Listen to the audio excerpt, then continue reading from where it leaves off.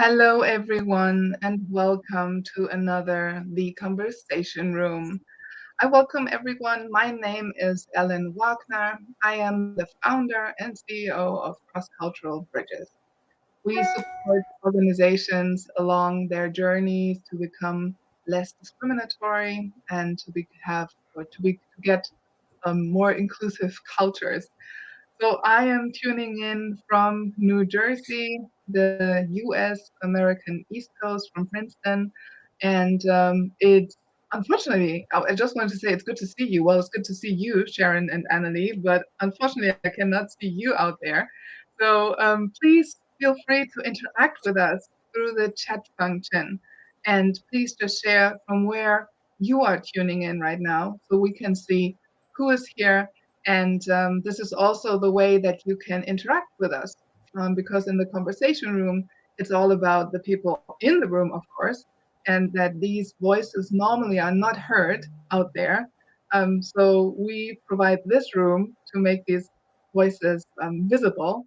And but this room is also for you out there. So if you're listening and you have any questions or you have any comments, then please drop them in the chat and we can highlight them here and share them with you, but also the panelists.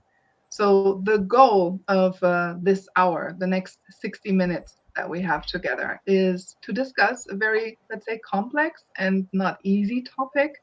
We want to talk about the double standard that we see as BIPOC, DEI practitioners in the media coverage and social media commentary about the war in the Ukraine.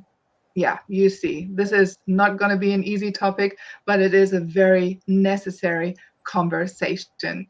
So I'm not doing this alone, and we're going to explain in just a minute why we are here and how come that we have set up this talk.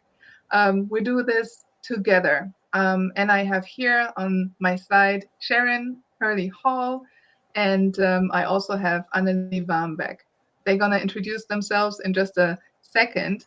And yeah, let's see who is tuning in. We have Lucy Le Nauer from Berlin. Sorry. And Sean, hi. Nice to see you. Sean has been on a panel, on the very first panel of the Conversations Room. It's nice to have you here. And then there's Juliana from Malaga and another LinkedIn user from Munich. And Drew Herema is here. Hi, Drew. So good to see you. Drew is going to be in the panel that is coming up. So watch out. It's going to be March 24th, if I got it correctly. And we're going to talk about neurodiversity. So a lot of people here in the room. Good that you're here. And let's start this conversation. So I just said, Sharon, Annalie, you are here. Sharon, would you like to start and just introduce yourself? We would like to know a little bit about yourself. Absolutely. Thank you, Ellen. And I'm so happy to be here. I'm Sharon Hurley Hall. I am the founder and curator-in-chief of Sharon's Anti-Racism newsletter. I'm also a DEI practitioner. I'm the team lead for diversity, equity, and belonging of its education. And I'm calling in from Barbados. Thank you, Sharon. Annalie, I hand the mic to you. Thank you, Ellen. Good evening, good afternoon. My name is Annelie Warmbeck, and I'm dialing in from Amsterdam, the Netherlands today, where I'm based. And I am an intercultural trainer and speaker, and I work primarily in the areas of belonging and inclusion. And I'm multicultural myself, and yeah, very much looking forward to having this necessary discussion this evening. Yes, thank you for your introduction. And Annalie, maybe we start with you and let the audience know why we are here. This is all on you. But Great. We three had this idea, but maybe you can say a little bit about the reason why we felt the need to have this conversation today. Would you like to do that? Sure. Well, it actually came about, as you mentioned, from the three of us. We were having a discussion not very long ago. And I was personally struggling a little bit with how to how to voice how I was feeling about what was happening. And there was a lot of shock about what was happening in the Ukraine, but also how that was received in the media in general and people around us. And we really felt that this was we were seeing a lot of biases happening in real time, so to speak. So I think we thought it would be, a necessary step to have this discussion and to explore deeper, I think. Sharon, anything else? Well, yes, I think I agree with everything you've said, Anli. We were having a conversation about bias, about racism in the way that the incident the war and the invasion have been reported. And it was such a rich conversation that we felt that we had to bring it out into public view, didn't we? And as you'll see, we have quite a number of views on the subject. Yes, and it's good that we're here. So for everybody who's tuning in and who might not be familiar with the term bias or even unconscious bias, shall we explain for the audience what that means before we dive in deeper? Absolutely. Who would like to start? I'm going to say a very short thing and then turn it over to Annalie, who's really the expert in this area. It's about those prejudices that exist out of our conscious awareness, but we can be brought to recognize them and become aware of them. And there are several types, aren't there, Annalie? I'm going to turn it over to you here. Indeed, Sharon. Yeah, I think a lot of us are familiar maybe with the term unconscious bias, but I think what really is valuable for us here today is to see the different types of unconscious biases at play. And I personally feel, thank you, the affinity bias, feeling a connection to those who are similar to us. I think there's a lot of this bias happening at the moment around the coverage of the war in Ukraine, and also some perception bias as well, which we will come to. But as Sharon said, these are just a couple of them, but I think these will probably be the ones that we focus on this evening. Yes. Yes. Okay, thank you. Anything to add, Sharon? Only that, yes, I agree that these are some of the most striking ones. How this whole conversation started was a discussion about the way that different groups of people were being treated and reported on in relation to the invasion and the war. For me, it was particularly notable because of the well-reported incidents now regarding Black and brown people trying to leave Ukraine and essentially being told to get to the back of the bus, right? Mm-hmm. To stay at the back of the line, to be told that spaces were being reserved for Ukrainians. And that was a judgment that people were making based on how people looked. Because I am sure that there are Black Ukrainians, as there are Black people everywhere in the world, right? Mm-hmm. I'm sure that there are brown Ukrainians, but the people that were making the decision were falling into that decision about based on looks about who was allowed in and who was out, right? And also the whole idea of other coverage around, that basically had the message, this is shocking because these are people like us, right? Yes.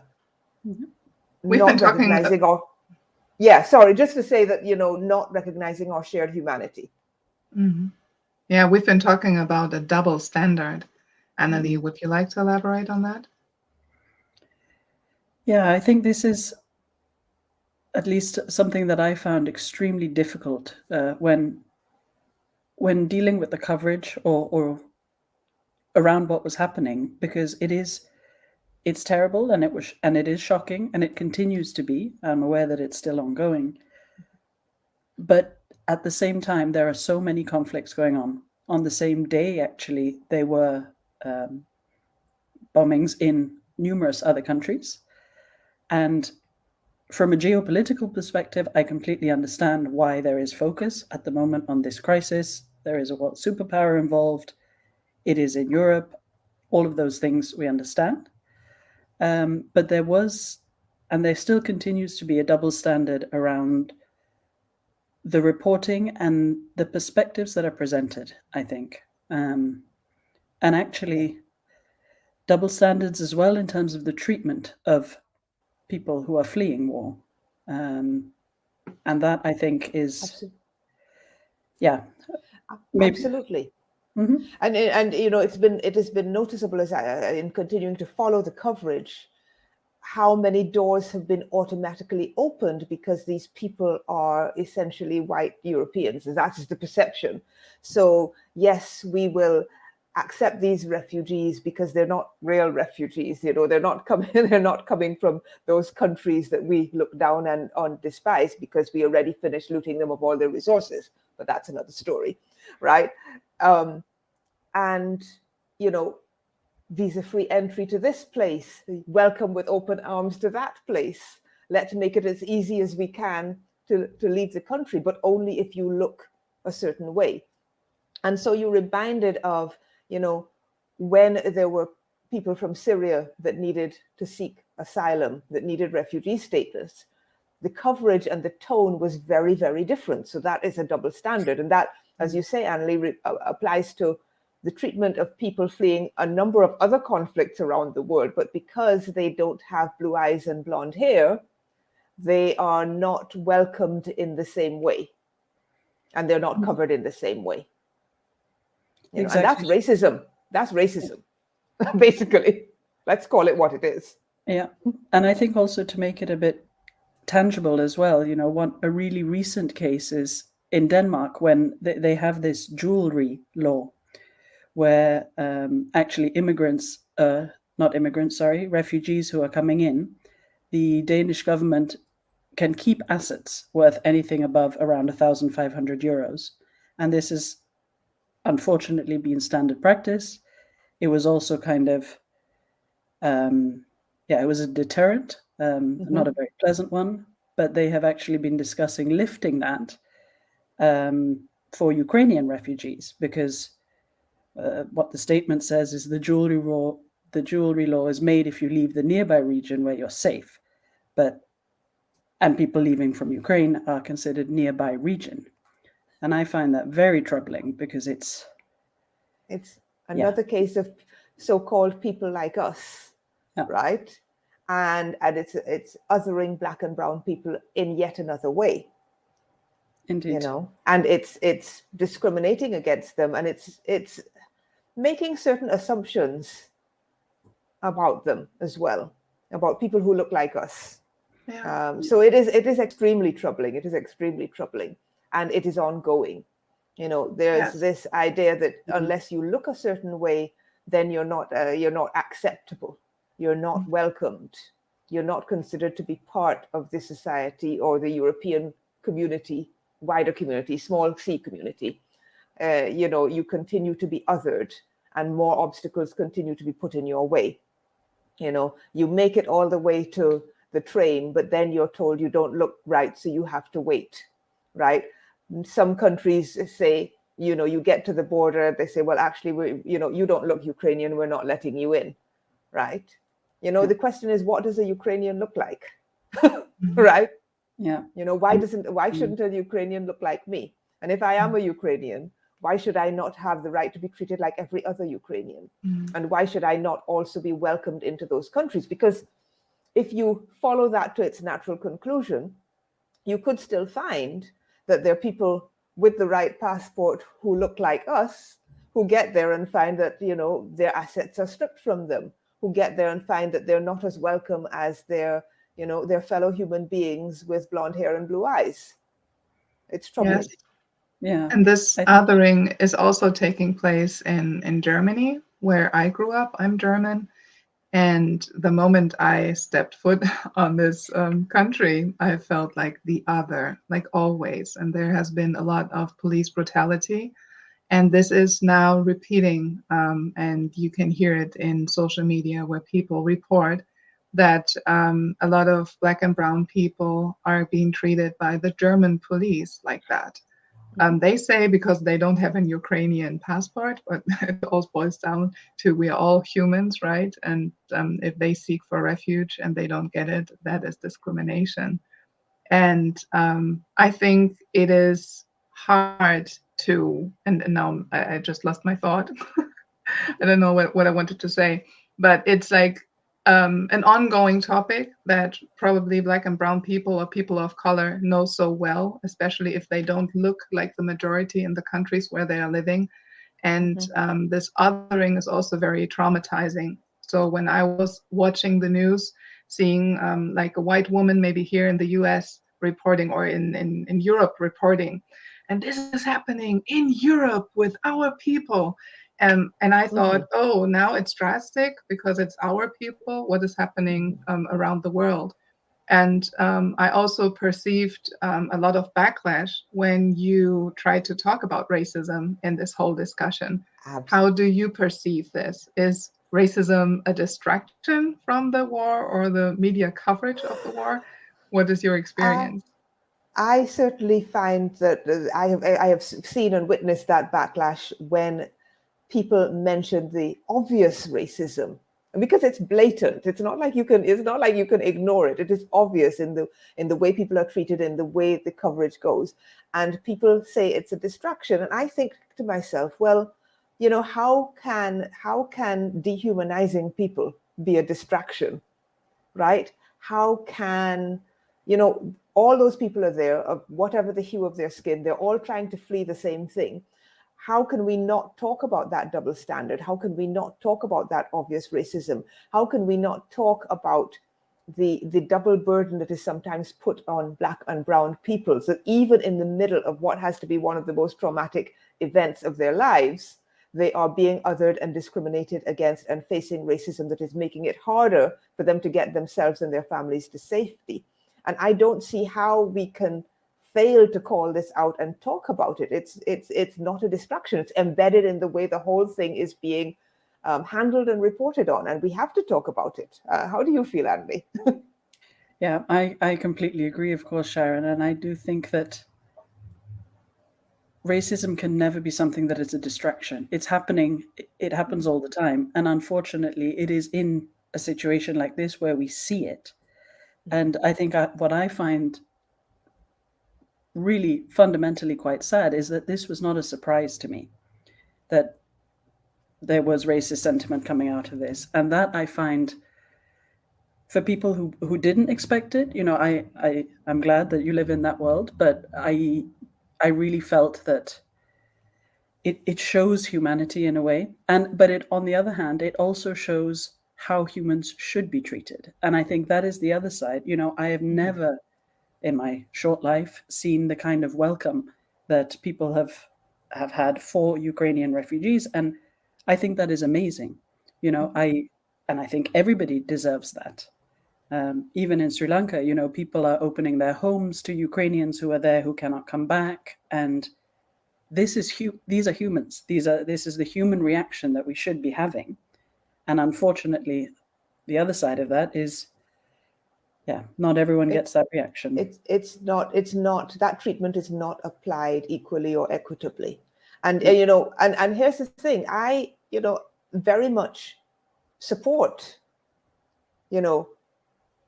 support the Ukrainian people, support opening people's homes, support welcoming them, to support helping them to get out and get them to safety. I would like to see that same thing applied to Black and brown people. I would like to see that same welcome, that same open-heartedness, that same recognition of humanity applied to people that look like us. And it almost never happened. So yes, it was very stark, the realization. And again, for me also, it was not a surprise. It was not a surprise. I would like to live in a world where that would be a surprise, but that's not the world I live in, right? The minute you started seeing people of different hues at the border, you just knew. And, I was hoping to be wrong, but I didn't expect to be wrong, So I think in our conversation that we had prior this panel, we've talked about an empathy gap, which might be the reason for this. Who would like to explain what an empathy gap is and why this is a problem? Okay. We call it an empathy gap because it comes back around to what Anli was saying about this particular type of unconscious bias where it's about people that look like you, which the name is not coming to me at the moment, but affinity bias. Affinity bias. And so that suggests that, we feel more connected to people that we consider as being like us. And unfortunately, many people only consider that, people like us based on skin color and not on humanity. And so they don't feel the same way. And that was noticeable in the coverage. This is so shocking. These are people that look like us. These are not your regular kind of refugees, et cetera, et cetera, et cetera. We don't need to go over all the different ways in which that manifested. And therefore, that seemed to be a reason not to feel empathy for Black and brown people. Not, as we were saying, you don't get the same feeling when you get refugees from Syria, when you get refugees from predominantly Black countries. You just don't get that same level of empathy in the coverage or in the treatment. And the interesting thing is that as people who have experienced discrimination, we feel empathy for people that are facing these extreme situations, right? Nobody is saying that these people should not be treated well, but what I want to know is, why is that empathy not returned? Why is there that gap? Definitely. And maybe just to add on to that, the sociology side of my brain keeps thinking about in-groups and out-groups. And, with an in-group, we identify with people on all different kinds of reasons, whether they look like that or gender or race or religion or whatever it is. And what I think is really striking, and maybe part of why there is this empathy gap at the moment, is, when we automatically think in group and out group, and not in actual conscious reflection and thoughtful reflection of humans, we're all humans, I think then that is when we start to see the kind of coverage that we're seeing. It's almost a knee-jerk reaction. And I think that is what maybe as well partially what can cause an empathy gap. People empathize less with someone on the other side of the world who maybe doesn't look like their neighbor, or indeed, like you said, Sharon, a lot of the other slurs that have been used. Absolutely. And it's so sad, and it's so noticeable, and it's annoying as well. It's not, I don't think I don't just feel sadness. I feel disappointment and anger too, because it is so obvious. It's so egregious. Before we can maybe talk about our suggestions to the world, maybe to media, maybe to corporations and everybody who's in this, I found it very hard to follow the news. And you also posted something on LinkedIn the other day, Annalie, where you said it's okay to take a break and just step back.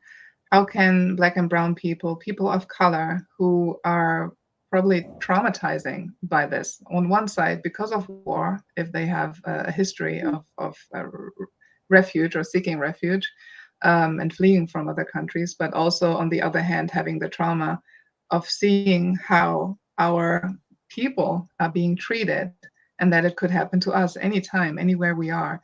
What can we do to maybe take care of ourselves or to experience less trauma, if that is even possible?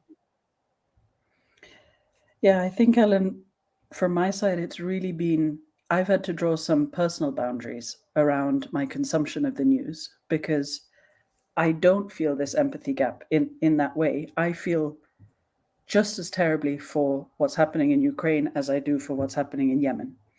And human being, at least me personally, you cannot feel that kind of empathy and see what's happening on a daily basis and be able to process it, or at least I think I have reached not a saturation point, but I emotionally cannot handle anymore. And it wouldn't be useful for me to. Of course, if there is news that you need to know on a day-to-day basis, that's different. But even with the coverage at the moment, I'm trying to limit how I consume it and when as well. I actually turned off a lot of notifications, unless they're directly for my city that I live in, because that is traumatic, especially with people who have been in a war zone or who have sought refuge themselves. It is a lot of information to process. And now, at least in the West or in Europe where I'm based, everybody is talking about it.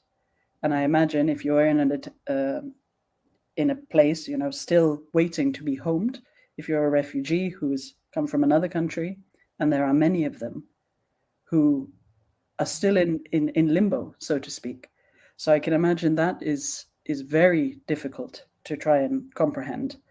But so for me, all I could suggest is we all know how much we can handle in terms of media consumption. And I know mine has changed a lot over the years, but now I'm at a stage where I can only handle so much. So I make sure that is how I consume the news personally. Yeah. I definitely had to stop reading accounts of how Black people were being treated, because there were a lot of them. At the beginning, when it came out and people were talking about it being a so-called distraction, there weren't many reports, and then there were more and more, and so every day there are more. And I note when people bring them to my attention, I note that it is happening, but I don't click through as much anymore, because there's only so many times, we've all experienced racism. We don't necessarily need to immerse ourselves in more in what it's like, and as you say, Andy, sometimes you just have to step back, take a couple of breaths, take the time you need, and then come back when you feel ready, And is there any advice for people who are sharing news coverage? I mean, it was even me. I shared things on Instagram where you can easily share videos. And I try to always put like a trigger warning or a content warning saying what is happening in the next slides. I find that very problematic sometimes because on one hand, people say, yes, you have to share what is happening out there. You have to make people aware of it. And on the other hand, I know it might be hurtful for many people. What do you think about that? That's a very difficult one, actually. Yeah. Because there's a way in which part of our job is to make sure that people know what's happening. I don't know. For me personally, once I know that something has happened, once it's out there, I don't necessarily need to see every single video, and I'm probably not going to share every single video. I may talk about what's happening, in a text-based post, but I may cut down on the images and the video because, one has to be able to sleep at night sometimes, even though it's really hard with all of this trauma and, terror and all of these experiences going on. Indeed. And I also try and think, did watching the video, for example, did that give me an insight or something new that I didn't have from reading the article? And for me personally, it's often no. There is a shock factor when you see a video, and that is also needed. It's not that it's not needed sometimes, but I believe it's today or yesterday. There's a video circulating about a person of color, a Black man, physically being beaten when he tried to cross the border into Spain. And that is not something that I will watch. Not because I don't think other people should, but that stark contrast, I just know for me, it's not going to add anything to my thoughts except, despair that we're still doing these things, and pain. Yeah. Pain was the word that actually occurred to me. It's painful to watch the disparity. It's painful to, and it's bad enough that I already know through reading that it's happening, but then to watch the video on top of that, for me personally, I don't necessarily need to watch the video. It does not add to my knowledge about what's happening. I know about racism. I know many ways in which it plays out. I've read much of the coverage. And at this point, I don't feel like I need to continue immersing myself in that trauma. I would rather do something positive, which is come to an event like this and help to raise awareness about it. And I do think, Ellen, it of course matters what you share. I follow you on social media, and a lot of the posts that you share were not things that I found myself looking at the mainstream media on Instagram, for example. And I think that is super important because, we all see what comes up in our feeds and our bubbles. And I'm glad to say that, my feed is now becoming a lot more questioning of some of the reporting. And I think that is essential to keep sharing, yeah. That is a really good point, Annie, about moving out of the mainstream news sources, getting news sources that have been published in other countries, that are maybe less involved, less biased, because many of them are biased, whichever side you're on, and finding those news sources. I find Al Jazeera English is often a good place to go. And I remember doing an article on bias, and it said that of the American news outlets, ABC was probably the least biased, the ABC website of the ones that, So, I quite often tend to try and look at a number of different sources. And I'm also, which I think is an important thing, is I'm also very, very careful to fact check as far as possible before sharing anything. Because, I don't want to add to someone's trauma with something that's not even real. Yes. Yeah, and maybe we can slowly go towards a direction if people are out there thinking like, oh, I didn't even know that. And maybe we can give some advice on what people can do to maybe unpack their own biases or reflect on their own biases and be more aware of these topics if you just haven't been there yet. And I want to read a comment by a LinkedIn user. Unfortunately, I don't see the name. I myself have been experiencing racism and Islamophobia since 1975. It caused and still is causing deep traumatic scars, so the media coverage was nothing new to me. It was only putting more salt into wounds.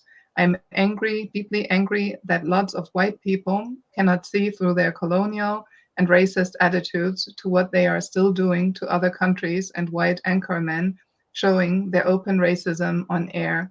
This is so unbelievable. Thank you so much for sharing your perspective. And I think what we're doing here, sharing our perspectives, just talking our truth and how we feel about that and what we would do about it or what we think might be a good idea. This is a way to raise more awareness or to get educated, to follow people that might be not like you, who might live a different life than you, and follow them on LinkedIn, follow them on Instagram. And if you like it, encourage them. And also for you out there, if you have questions, if you have comments, or to share your feelings, do it here in the chat and we can share it. Because I think this is essential. If we want to have social change, we need social exchange. And from my point of view, that is happening not too many times. It's always this one direction. People are sending messages. That is very easy. It can happen anonymously in the World Wide Web. But what I think is really essential, that we have a conversation, that we have this uncomfortable conversation and talking about this. Yeah, Sharon. No, I was going to say, yes, it's actually essential to have the uncomfortable conversations about unpopular topics, because, the people that think that racism is a distraction from the main story would find this, a deeply unsettling conversation. And I think it's about making the unconscious conscious. If you hold up a mirror to it, if you say, well, what did you really mean when you said they were people like us? What did you really mean when you said these are different? And aren't the situations of these two groups of people who look different on the outside exactly the same? Once you hold up that mirror, once people see it, it's very hard to unsee, And I think that's part of what conversations like this do. that we have to keep bringing these things out into the light where they can be seen and examined. Once your so-called unconscious bias is made conscious, it's very hard to unsee it. It's very hard not to know about it and do something about it, I believe. Yeah, agreed. And I see a comment from Lucy in the comments, and actually, maybe we can show that on screen. Yeah. If I may read what Lucy has said. Yes, go ahead. Yeah. So she says, actually, what angered me most about the whole situation was to see that a lot of my friends or acquaintances were taking action, sending money, marching down the streets, etc., when I had never seen them doing that kind of thing before. Not so much the media, even if, of course, it hurt too. Have you also found yourself being angry with friends and acquaintances, and how have you dealt with it? This question really struck me because I wouldn't say anger is the right word for me. I felt conflicted, to be honest, because I completely think that money did need to be raised, and it is great that people are out protesting, and invasions of sovereign countries should never happen. But yeah, seeing people express that, this is terrible because it's happening in Europe, that I found painful. And, especially when we heard, oh, nothing like this has happened in Europe since World War II. Well, Bosnia and Herzegovina happened in 1992, 3, 4. I mean, that's within my lifetime. And how was that, forgotten or so? So I think, Lucy, from my perspective, I did find myself being conflicted, not angry, but I did have to wait a few days because I would never want to say, don't donate money, don't do this. So I waited a while and I actually didn't comment. But afterwards, I mentioned that I was doing a panel like this, for example, and they said, oh, did you not want us to do that? So I said, not at all. But it's just the awareness that The disparity. Exactly. The disparity between, who is worthy of your donations and your attention and who is not. And also the other interesting thing, which I don't know that many people have talked about, is, the stance of the Ukrainian president in supporting his country and fighting for freedom. And, people are behaving like this is the only time in history something like this has happened. And I think about the case of Haiti, right, where they stood up for freedom and became the first Black republic in the New World, but they were punished for it and only started paying off the debts that the European countries extracted, I think, about 5 years ago, right? And so, again, there's that disparity between how is it characterized, how is it reported on if it's a Black person doing it? How is it reported on if it is a white person doing it? How are people from different cultural backgrounds thought of and characterized? And so that is another double standard. And again, I'm not saying that it is not a wonderful thing. That's not what I'm saying at all. I think it's very impressive. All I want to know is, would that be reported on the same way if someone went into a country in Africa and the person who was heading that country decided to stand up and fight? Because we all know the answer to that based on history. And the answer is no. Yeah, I was just reading a comment by Audrey. Hi, Audrey. Nice that you're here. She has also been on a panel in last month in February for Black History Month. And she's writing, using LinkedIn is really valuable for the fact that so much is shared on here that is not necessarily work or professional related, but crucial information of what is happening in society. Because the news about racist remarks by journalists took 4 days, I believe, after it was shared on LinkedIn to appear in the Dutch news. Yes. That's a good point. Yeah. That's a good point because again, we tend to be in a little bubble. We often go to the same sources all the time, and we only know, we often in certain countries congratulate ourselves on having media and access to information, when the truth is that they're all biased, right? The vast majority of them. and they all have to make editorial decisions about what's covered and what is not covered. And so it's only ever a partial view. And the way around that is to broaden your sources, right? And actually, it's interesting to read reporting of something that's happening in your country from somebody outside the country and see how they report on that. And you might actually even find out some things, as Audrey made the point, that weren't reported in your media. Indeed. And I think from my side, before this whole conflict, I wasn't really aware of, I don't know if I'm even saying the acronym right, AMIJA, the Arab and Middle Eastern Journalists Association. And they came out with a statement, saying about the coverage and, how that, we shouldn't rely on American or Eurocentric biases in terms of reporting. And I actually didn't know that as a source before. But I thought the fact that it reached global media, that they have come out and condemned the coverage. And they actually say, in order to prevent such explicit bias, which I thought was very powerful, because this is not implicit bias we're talking about. This is quite explicit racism and bias.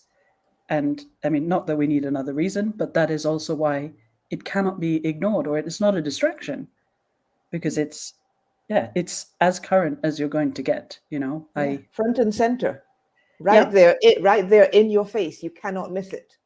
Exactly. And this is, unconscious bias training, DNI, it's happening now, and when people have told me, maybe discuss it at another point. And I did consider that. And luckily I had the two of you to speak to, and you said, no, don't do that. But because I thought maybe now is not the time. And I know other people on social media have had similar thoughts, but I am now fully convinced that now is the time, because because there's no better time to bring this to the forefront than when it's there where people can see it. This is not some abstract thing that you're doing in your training room so that you can tick a box. Exactly. This is happening in front of our eyes right now. And it's a really good example, or really sad example, I don't want to sound too positive about it, of how unconscious bias is so harmful, and why we have to bring it, why we have to bring the things that are just beyond our awareness to our awareness, because this is actually resulting in harm to actual human beings. This is stopping people from escaping war. This is getting people beaten. And if you can't escape, then obviously you risk being killed as well. So there's no better time. Yeah. And there's another comment, this time by another Audrey. Hi, Audrey. Nice that you're here. And she is writing, "This is even the most annoying thing, Sharon. I had to argue with people who are normally sensitive on post-colonial issues and racism. All of a sudden, they were blind and could not see the injustices happening in the injustice. They only saw people with Ukrainian passports, not the Black people being left out. The world became black and white again." And Sharon. Excellent point, Audrey. That really reinforces everything that we have been saying. Who do we consider people like us, and what is due to people like us? How do we treat people as human beings? And yes, it was very interesting. And like Anne-Lee, I observed for a few days how people were talking about this, and who was coming forward and what they were saying, and which people were recognizing our common humanity, and which people were talking about the racism, or as you so aptly put it, the injustice within the injustice. Who was recognizing that and who was not? Who was calling it out and who was not? It was a very instructive period. That's all I'm going to say about it. And towards the end of our panel, shall we talk a little bit about what we can do and what allies can do, or people who might be more privileged or who do not see the injustices, or just reckoning on what we suggest could be a good start? Prior to the talk, we've been talking about an article, well, there are thousands of articles out there, whether it is a good thing to do an unconscious bias workshop or not. I just want to spoil this up front. It is good to do that because I offer unconscious bias workshops. But maybe that's also a good thing because I'm really good at it and it's really effective if you do that. But it should not be only this one unconscious bias workshop once a year because there's International Women's Day, which is called Break the Bias. So this is one little piece along a journey that is probably never ending. And from my point of view, there has to be systemic changes. So if we have stereotypes about certain groups of people, and these stereotypes get enforced by the media, by the news coverage, by Disney movies. Don't start me with Disney now. But we get fed all these stereotypes every day. And if that doesn't stop, we can do as many unconscious bias workshops where the goal is to be aware in the first place of these biases and to learn that these associations that are very unconscious can be harmful towards other people because we exclude them, not consciously, but unconsciously. So we don't even recognize it. But we also need the systemic change because if we do not see representation, if we do not have the right people covering the news, if we do not have that, there will not be any change. Yes, it has to start with the individual. It has to start with self-reflection. So we have to start with ourselves, checking our own privileges, knowing what we got to do in this systems of oppression and where we cause harm. But on the other hand, there needs to be done so much more. What are your suggestions for the people out there who are longing for answers? Well, definitely, I would say that unconscious bias training is a good first step, but it's also about continuing the work on yourself, continuing to reflect and actually taking action. There's a point beyond just the learning and the reading. There's a point where you actually have to act and make change. And maybe making change consists of what you do in your own circle to raise awareness. Maybe it consists of starting petitions, getting into local government, doing what you need to be able to make more, deeper change at the systemic level. And as I think, as we said before, diversify your news sources so that you're not getting all your reporting from one source. And just put yourself in someone else's shoes, right? The same way that a blonde-haired, blue-eyed Ukrainian is worthy of your empathy because they are fleeing a conflict situation. Isn't the brown-eyed, black-haired person from another country equally deserving of empathy? Because it's the same sort of situation. So, why are some people being waved through the border and why are some people in tents 2 years later? Right? Oh, sorry, I know I'm supposed to be offering solutions, but I went into another mini rant there. But yes, start to think about how can we put pressure to make those changes so that everybody gets that same kind of treatment. Definitely. And I think, Sharon, as well, what I see, what you can do if you do work in a corporate, for example, or a big company, and you see things which you know are biased, but maybe you don't have the answers, you don't know how to fix it, you can still point it out. And I think that is, for me, those are the steps that I think I started with. Mm-hmm. I could feel that a statement from a CEO, for example, it didn't sit right. It wasn't comfortable. I didn't know why, but I knew I could feel that a discussion needed to be had around it. And I think it's not going to be pleasant. And what Ellen mentioned is unconscious bias trainings are great. We need to be aware of unconscious bias, but we also need to be aware that we all have it in a day-to-day experience. It's not limited to our workplace. It's not limited to, the X amount of hours we spend on diversity and inclusion training. It really is constant. And I would say the best way that I know how to do or how to think about is to be self-aware. You don't need to have all the answers. Nobody does. But there are people and resources who can help you start to unpack. But the first step is really acknowledging that, okay, something doesn't feel right. Something is, whether it's reporting or, what a manager says, just, awareness. Ask the right questions, in other words. Yeah. Yes. There's a question. Can you share your inner stance perspective that you have when you raise topics about racism? I'm also motivated by the injustice and by empathy, but I mostly only feel exhausted anymore. I can very much relate to this, especially this week. There was something for me that was very triggering about seeing all the International Women's Day posts coming by, well intentioned, I'm sure, but still feeling, or actually thinking about this panel and thinking, but human lives are treated differently, where they're not valued the same. And I mean, I've known that for a long time, that shouldn't be the case, but that's how it is. And I do feel exhausted. This is not something that I have friends who say, "Oh, what do you think?" And I say, right now, I don't have the capacity to think about it. So for me, an outlet like this, having a conversation and engaging with people when you are ready to.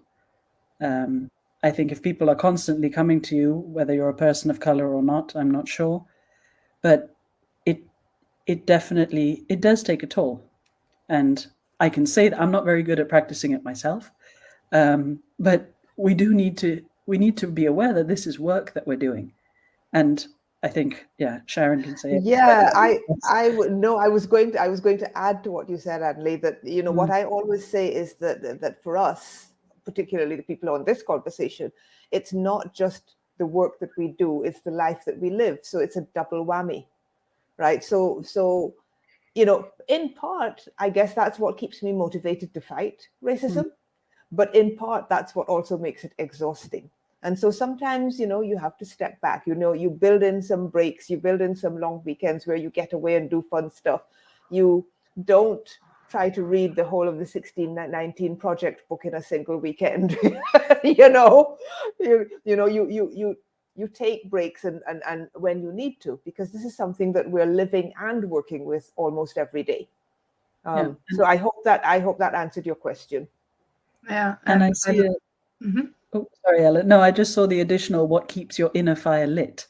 And for me, it's the fact that these things are being spoken about now. That there are articles now saying, look, we have a bias, there is media bias. That's what keeps my fire lit. It should have happened a long time ago, but the fact that it's happening now and we are able to have a discussion like this, there are people who clearly feel as strongly as we do about these things. That's for me what makes me think, okay, don't give up, don't go to Yeah. sleep and just leave it. Keep going, because people, Yeah. something, it will change at some point. We would hope. Yes.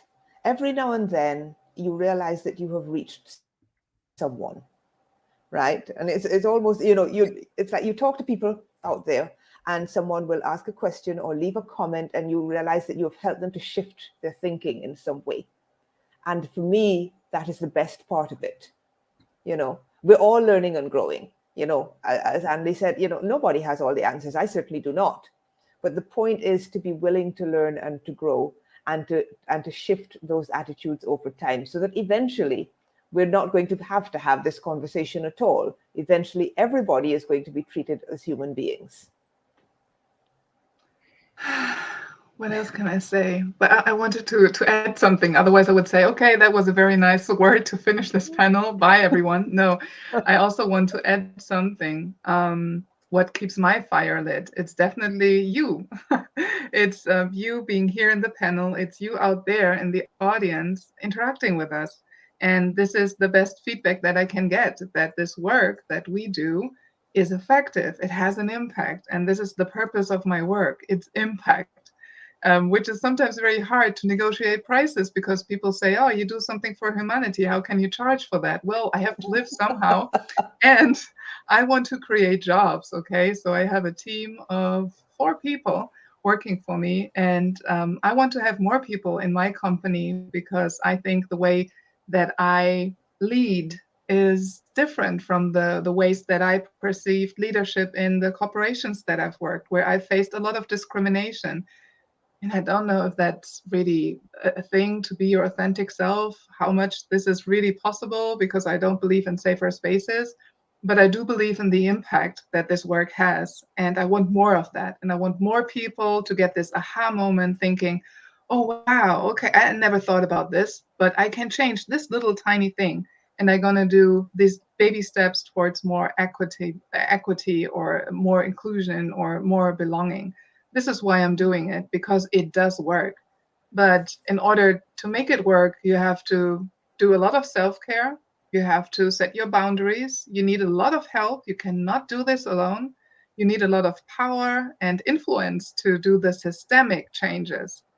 And therefore, it's so crucial that we do networking. So I hope for everyone out there that you took the possibility or opportunity to network with these people who are here, who are active, who are dropping comments, because a lot of people I know, and they share super great content here on LinkedIn or other platforms. And now I'm going to see what else do we have here. Just another comment. Thank you for your thoughts and ideas. I felt so ashamed about the discriminating news coverage of the Ukrainian war, and that BIPOC people left behind were hindered, not allowed to flee the war, and were even maltreated.